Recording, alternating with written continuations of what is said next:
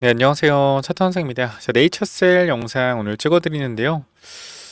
일단 최근에 많이 하락을 했고, 일단은 우리가 다 매도하고 나서 남은 물량 가지고 있었고, 그다음 2만 7천 원 구간 여기 다시 한번 1차 매수 들어갔고요. 그다음 2차 매수는 기다리고 있는 상황인데 주가 계속 일단 밀리고 있어요. 최근에 보면은 일단 알바이오에 대한 물량들은 전부 다 나갔죠. 보시게 되면 여기 알바이오 관련돼서 가지고 있는 물량들이 80만 주가 좀 나갔다. 그리고 지금 이제 전체적인 그림에서 보면 최대 주주 물량은 이제 20%가 안 되는 상황이죠. 이 바이오스타 그룹과 이제 알바이오 가지고 있는 게 17% 정도 물량이 남아 있고, 근데 과연 이제 우리가 좀 생각을 하고 있는 게 주가가 더 갈 수 있겠느냐? 자, 이런 관점이잖아요. 근데 일단 지금 구간에서 보면 우리가 보통 이제 네이처셀의 주가 흐름을 보면 과거부터 급등이 나올 때 시원하게 나왔단 말이에요. 그죠? 시원하게 올라오고 내려왔고, 이때도 시원하게 올라오고 내려왔고, 그죠? 항상 패턴을 보면 시원하게 올라갔다 내려오는 패턴을 가지고 있습니다. 뭐요? 설거지할 때.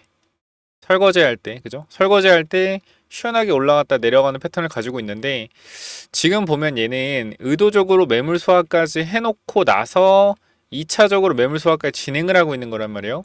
그러니까 지금 그림을 보면 전체적으로 한번 털어먹고 끝내겠다라는 그림으로 간다기보다는 이번에 제대로 한방 해먹어 보겠다라고 보여지거든요. 일단 지금 구간에서 봤을 때는. 왜냐면 FDA에 대한 기대감이 분명히 살아 있잖아요. 그쵸? FDA에 대한 기대감이 살아 있기 때문에 이 기대감에 대한 부분들로 주가를 급등을 좀 만들어낼 수 있을 거라고 생각을 해요. 저는 계속 말씀드리지만 바이오가 진짜 세 갈 거다. 바이오가 진짜 세 갈 거다라고 생각을 하고요. 이 얘기는요. 24년도 거의 한 5월, 6월 이때부터 말씀을 드렸거든요. 정확히 말씀드리면 23년도 한 10월부터 말씀을 드렸어요. 그리고 제가 계속적으로 말씀드렸던 비만 치료제 관련 주를 1, 2월부터 계속 말씀드렸고, 이게 지금 엄청나게 비만 치료제 관련주들이 올라가고 있습니다. 자, 그런데 전 여기서 이제 한 번 더 나아가서 비만 치료제 섹터는 곧 마무리가 될 가능성이 높아요. 그럼 비만 치료제에 있던 돈들이 각종 바이오로 퍼질 거고, 금리 인하에 대한 부분들이 가시화됐을 때 시장에서 올라갈 수 있는 섹터가 저는 바이오밖에 없다라고 생각을 하거든요. 그리고 바이오 섹터에 있는 세력들이 돈들이 엄청나게 많아요. 진짜 엄청나게 큰 돈을 가지고 있는 애들이 많다. 그렇기 때문에 오히려 누를 때도 심하게 누르고 올리고 이런 게 많아요. 저는 지금 여러분들이 큰 돈을 버시려면 반드시 바이오에 돈이 들어가 있어야 하는 생각을 하고요.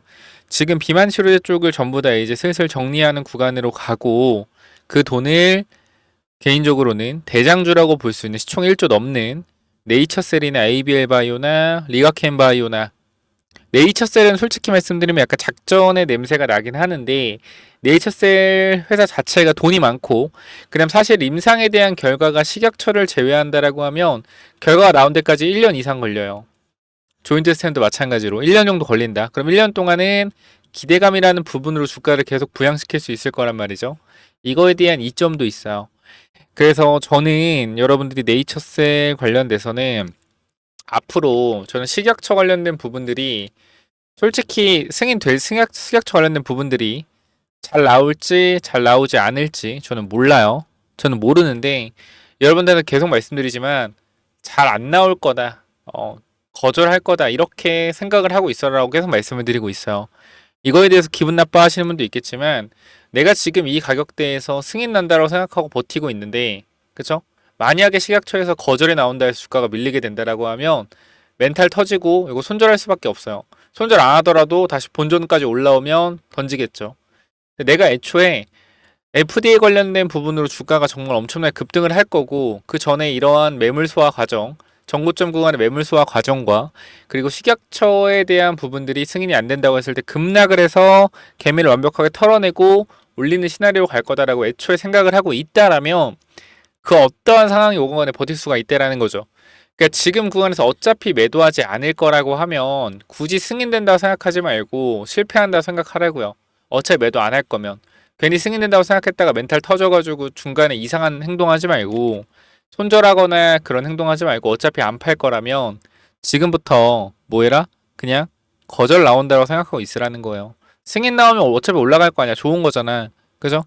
대신에 어차피 안 팔 거니까. 대신에 거절 나왔을 때 주가 하락하는 건 멘탈적으로 견디기 힘들 거라는 거예요. 제가 하는 말이 여러분들이 무슨 말인지 아마 이해가 되실 겁니다. 그렇기 때문에 일단은 네이처셀 같은 경우는 제 생각엔 지금 구간에서 여러분들이 추가 매수하는 건 신중해야 된다. 왜? 식약처에 대한 부분들이 잘 안 나온다고 하면 빠졌다 오를 거 아니에요. 그죠? 그럼 빠졌을 때 매수해야겠죠. 저는 빠졌을 때 잡을 거예요. 빠졌을 때 매수 타이밍 드릴 거고 추가 매수 할 거다. 저는 이렇게 올라가는 거에 대해서 생각을 안 해요. 바로 승인 될 거다. 그러니까 올라갈 거다. 이 생각을 안 해. 왜? 애초에 승인 될 거였으면 그죠? 굳이 이런 시나리오를 짤 필요가 없죠. 그냥 가만히 있으면 되잖아. 그죠? 승인 될 거면. 근데 승인이 안 될 거라고 생각을 하고 있어야지 앞으로의 변동성에 대해서 견딜 수가 있다. 항상 우리가 목표라는 게 있어야 돼요. 주식에서도 목표. 근데 이 목표가 사실 불확실성이 크잖아요. 특히 바이오 종목 같은 경우에. 그래서 이 종목이 내가 5만 원이 갈 거다, 10만 원 갈 거다 생각을 하고 안 팔 거다라고 정말 마음을 먹었으면 그 여러분들이 알아서 하시는 거잖아요. 마음 먹었으면 그렇게 마음 먹었으면 차라리 실패한다고 생각을 하란 말이야. 그래야지 변동성 생겨도 버틸 거 아니에요. 그러니까 마인드의 차이. 내가 어떤 생각을 하고 주식을 가져갈 것이냐. 저는 솔직하게 말씀드릴게요. 저는 삼성전자라는 우리나라 최고의 회사가 있잖아요. 제가요, 이 회사를요, 딱 그렇게 생각을 했어요. 아, 내가 한 2억까지만 모아볼까? 이 생각을 해서 언제부터? 6만 5천 원부터. 이 생각을 했어요. 그래서 어떻게 분할 매수를 했어요? 5만 원까지 분할 매수를 했어요. 5만 원. 정확히는 5만 원 초반.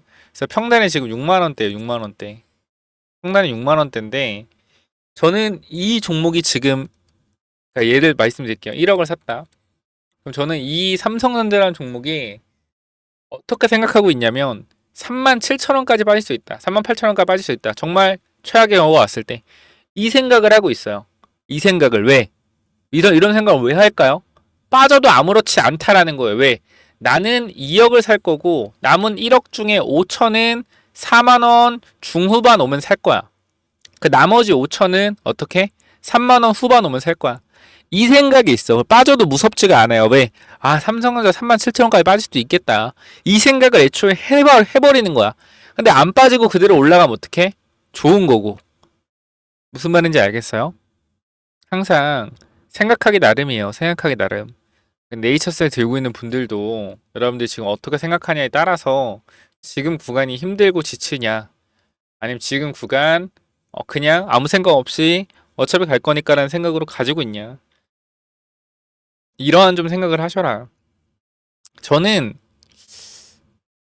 솔직하게 FD에 대한 재료가 있기 때문에 저는 갈 것 같아요. 근데 말씀드리지만 식약처에 대한 부분이 애매하기 때문에 빠졌다 갈 수도 있겠다 그 생각을 하는 거고 밑으로 빠지는 변동성이 발생을 한다고 했을 땐 우리 추가하면서 할 거다 이 말씀을 드리는 겁니다. 아시겠죠? 제가 올해 또 안 찍은 지 오래됐기 때문에 한번 찍어 드리는 거예요. 네이처셀 관련돼서 분명히 지금 무조건 간다 걱정하지 마라 이렇게 얘기하시는 분들도 많은데 괜히 그랬다가 급락 나왔을 때 도대체 뭐라고 얘기하려고 식약처 무조건 될 거다 그렇게 얘기하는 것보다는 제가 이렇게 얘기해드리는 게 더 현실적으로 도움이 될 거예요. 심리적인 부분이나 잘 판단 한번 해보시고요. 혹시나 여러분들이 뭐 네이처셀 가지고 있는데 요즘 내가 많이 힘들다 이 변동성에 대해서 조금 짜증나고 힘들다라고 하시면 제가 여기 위쪽에 번호 하나 남겨놓을 건데요. 몇 번입니까? 010-9201 6329 이쪽으로 네이처라고 남겨주시면 제가 입장 도와드릴 거예요. 자, 네이처셀 우리가 주가 올라갔을 때 여기 있죠, 여기. 이 구간 언제요? 4월 23일이잖아요. 4월 23일. 이때 우리가 네이처셀 어떻게 했어요? 잘 팔았단 말이에요. 4만 여기 안 보이는구나. 34,500원. 그리고 35,000원에 뭐야? 다 팔았어요. 최고가였잖아. 그죠? 네이처셀 최고가였단 말이에요. 최고가. 그쵸? 네이처셀 최고가에 다 팔았다. 목표가 달성. 이제부터 매물대 시작이다. 급락 나오면 삽니다. 35,000원이잖아. 그죠? 그러니까 항상 그거예요. 올라갈 때는 욕심내지 말고 좀 팔고 내려가면 또 뭐하라. 오래 물려있던 사람들은 뭐 지금 그렇게 할 수는 없겠지만 마찬가지요. 여기서 만약에 시약처 관련된 부분으로 뺐다가 올라간다라고 하잖아요. 올라간다고 하잖아요. 그러면 올라가는 구간에서 뭐 해야 돼요? 수익 챙기면서 가라는 거예요. 얘네의 특징을 보면 원래 얘네들이 변동스럽게 내면서 간 애들이란 말이에요. 과거에도 보면 항상 급등하기 전에 눌림목 만들고 가잖아요. 이렇게 그죠? 눌림목 만들고 가잖아요. 이 앞전 구간도 마찬가지. 올라가기 전에 상한가 갔다가 하한가 만들고 변동성 또 만들고 가잖아요. 그림이 나오면 요런 그림이 나올 가능성이 높아요. 요렇게 그림을 따지면 어떻게 돼요? 여기서 만약에 그림을 그린다라고 하면 이 구간에서 우리가 만약에 그림을 조금 좋게 그린다라고 하면 이런 그림 이런 그림을 갈 거고 나쁜 그림을 그린다라고 하면 이런 그림을 가겠죠. 그러니까 만약에 미리 올라간다고 해서 올라가다가 다시 한 매물대에서 식약처 다시 반려 급락 다시 매물 소화 급등 이 패턴이고요. 만약에 먼저 시약처에 된 결과가 나왔다 급락 급등 매물 소화 눌림목 상승 이 부분이요. 이런 시나리오를 짜고 생각을 하자 이 말씀 드리고요. 자, 여기까지 말씀을 좀 드리도록 하고요. 추가적으로 아까 말씀드렸지만 텔레그램방 들어오실 분들은 네이처라고 세 글자 남겨주시면 되는데요. 위에 번호 몇 번이죠? 010-9201-6329로 네이처라고 남기시면 입장 도와드리도록 하겠습니다. 010-9201-6329 네이처 남겨주시면 돼요. 추가적으로 무상증자 관련돼서도 요즘에 또 무상증자 관련주들이 안 나오죠. 유보율이 11,000% 넘어가는 이러한 회사들 세 종 뽑아왔는데요.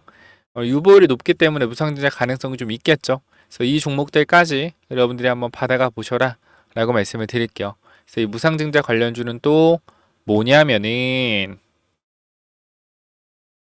무상증자 관련주 이건데 제가 일단 세 종목 정도 넣어놨고 그리고 어떻게 좀 이 종목들이 앞으로 나올 수가 있는지 내용을 좀 정리를 했는데요. 자, 보시면 일단 우리가 항상 유보율이 중요하죠. 유보율이 최소한 2000% 이상은 돼야 되는데 제가 유보율을 10,000% 이상 되는 것만 가지고 왔어요. 유보율이 높다라는 건 그만큼 무상증자할 가능성이 굉장히 높다라는 거 참고해 주시고요. 유통 주식도 마찬가지로 적어야겠죠. 그러니까 전체 최대주 지분율이 한 40% 정도 되고 60%가 유통되고 있는 주식인데 그러니까 유통 주식 수가 예를 들어서 한 500만 주 500만 주에서 1000만 주, 요 정도 사이 되는 종목들 뽑아왔고요. 우리가 간단하게만 좀 보여드리면, 자, 요런 종목들이 있어요. 요렇게 좀 먼저, 무상증자 관련 종목들을 가지고 왔는데, 자, 먼저 보시게 되면은, 우리가 요 종목 잠깐만 좀 보도록 하겠습니다. 자, 보시면은, 자, 시가총액이 좀 커요. 이건 좀 유추가 될 것 같은데, 제가 이게 메인이 일단 아니기 때문에, 요거 일단 말씀을 드리면, 총이 4조고요. 유통주식은 500만 주입니다. 그죠? 유보율이 얼마예요? 유보율이 17,000%. 17,000%고 실적은 계속적으로 어떻게 우상향 되고 있죠. 그렇기 때문에 이런 종목이 아마 무상증자가 1대1 정도 내지 1대 0.5 이렇게 나올 가능성이 좀 있거든요. 요거는 조금 우리가 안정적이게 가져갈 수 있는 종목이다라고 보시면 될 것 같고 그다음 두 번째는 우리가 요것도 마찬가지 정배열이죠. 그 두 번째도 마찬가지로 이 정배열 구간에서 조정 즉 상승 추세에서의 눌림목이고 실적 매출이 안정적이죠. 영업이익과 매출이 굉장히 안정적이고 매출 대비 영업이익률이 28%, 27% 돼요. 마찬가지 유보율이 계속 늘고 있고요. 11,000%의 유보율을 보여주고 있습니다. 자, 보시게 되면 이것도 안정적인 그죠? 실적의 정배열 이기 때문에 이 종목도 집중해 봐야 되는데 제가 요거를 꼭 말씀드리고 싶어요. 원래 무상증자라는 걸 왜 하냐면 주주 복지를 좀 위해서 하거든요. 보시게 되면 이 친구가 시총이 일단 2,400억이고요. 그 다음 유통주식이 1,100만 주입니다. 그리고 잘 가던 주가가 역배열로 들어선 다음에 뭐요? 다시 정배열로 돌아서는 자리인데 수상하다라는 거예요.